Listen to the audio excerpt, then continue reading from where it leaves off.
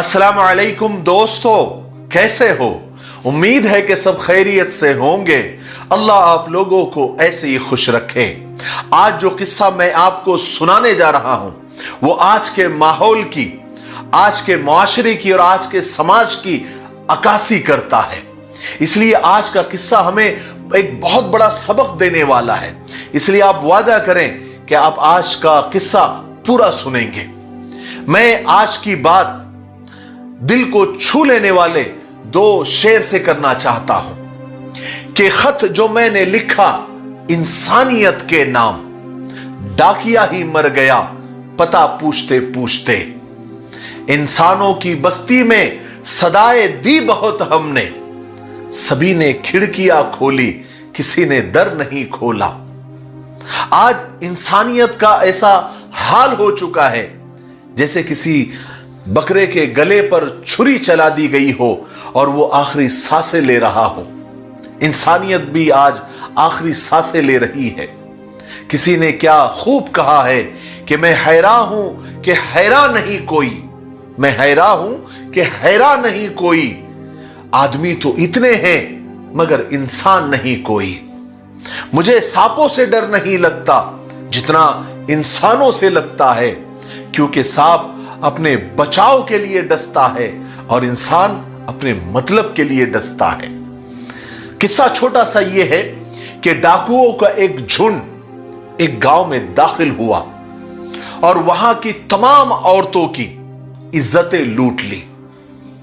मगर एक औरत ऐसी थी, जब उसके घर में डाकू दाखिल हुआ तो उस बहादुर औरत ने उस डाकू का मुकाबला किया और उसको कत्ल कर दिया और उसका सर कलम करके यानी सर काट के अपने पास रख लिया। और जब सारे डाकू उस गांव से निकलकर चले गए तो तमाम औरतें अपने फटे पुराने कपड़े लिए हुए घरों से बाहर निकली और एक दूसरे से मिलकर खूब रोई और अपनी रुदाद, अपनी दास्तान सुनाने लगी।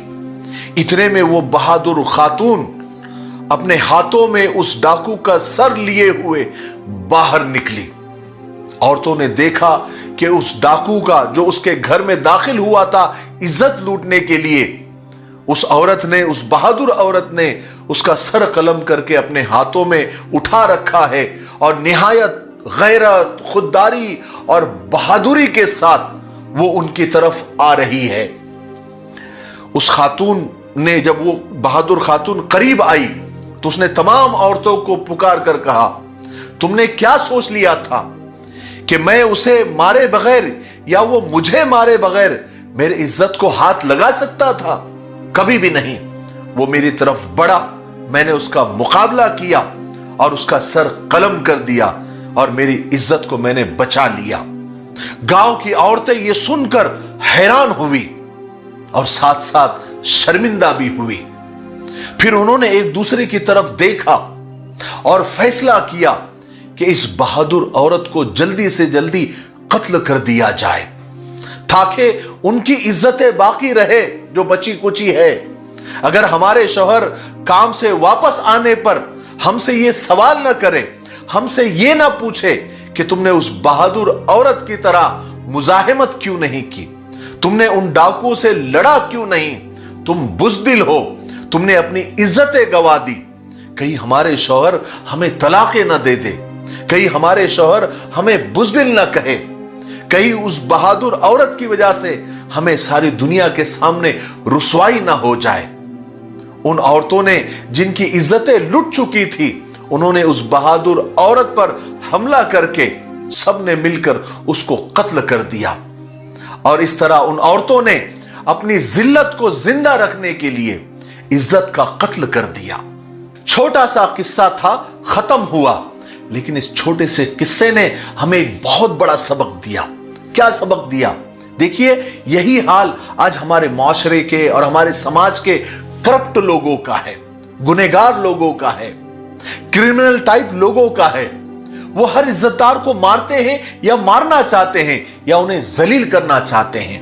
वो हर दीनी शख्स को हकीर जानते हैं या उन्हें उनकी तजलील करते रहते हैं, उन्हें जलील करते रहते हैं ताकि उनके करप्शन के खिलाफ, उनके क्राइम के खिलाफ, उनके कांड के खिलाफ कोई बात न कर सके, कोई अपनी जबान हिला न सके। यही हाल दुनियादारों का है। वो अपनी बेदीनी छुपाने के लिए उलमा को हिकारत से, वो तो मौलवी है, वो तो मौलवी है, वो तो मौलवी है, उनके चक्कर में मत पड़ो, ऐसे वो जलील करते रहते हैं।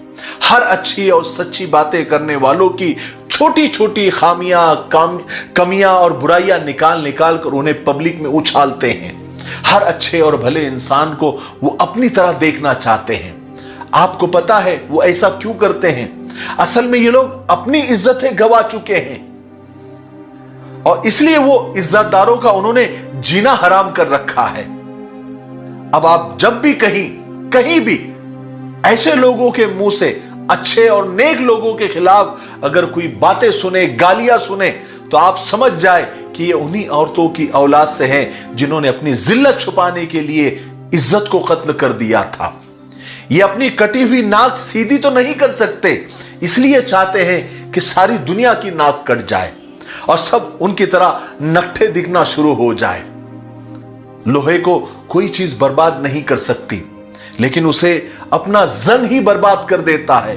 ठीक उसी तरह इंसान को भी उसकी सोच बर्बाद कर देती है। आखिरी बात कहकर अपनी बात को खत्म करता हूं कि इंसान घर बदलता है, लिबास बदलता है, रिश्ते बदलता है, दोस्त बदलता है, फिर भी परेशान रहता है। पता है क्यों? क्योंकि वो खुद को नहीं बदलता।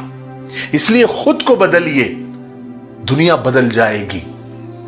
नेक लोगों की तलाश में मत रहो, बल्कि खुद को नेक बनाने की कोशिश करो। खुद नेक बन जाओ, हो सकता है कि किसी और की तलाश मुकम्मल हो जाए।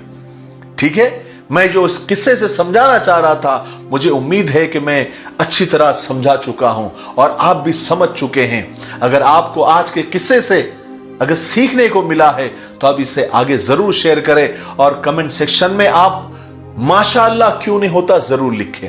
अगर आपने हमारे मिफ्ताही चैनल को सब्सक्राइब नहीं किया है तो सब्सक्राइब भी जरूर कर लीजिए। ये बोलने की नौबत इसलिए आती है कि YouTube के मुताबिक 70 या 71% लोग ऐसे हैं जो हमारे वीडियो तो देखते हैं लेकिन चैनल को सब्सक्राइब नहीं करते।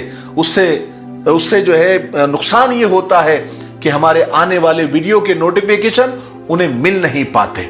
ठीक है, तो आपने चैनल सब्सक्राइब नहीं किया तो सब्सक्राइब भी कर दीजिए और बेल आइकन को भी प्रेस कर दीजिए ताकि आने वाले वीडियोस के नोटिफिकेशन भी आपको सबसे पहले मिलते रहे। ठीक है, तब तक मेरे लिए, पूरी उम्मत के लिए, पूरी इंसानियत, पूरी मानवता के लिए और हमारे प्यारे मुल्क भारत के लिए, यहाँ की अमन शांति के लिए, तरक्की उन्नति के लिए खूब दुआएं करते रहे। अस्सलामु अलैकुम व रहमतुल्लाहि व बरकातुहू।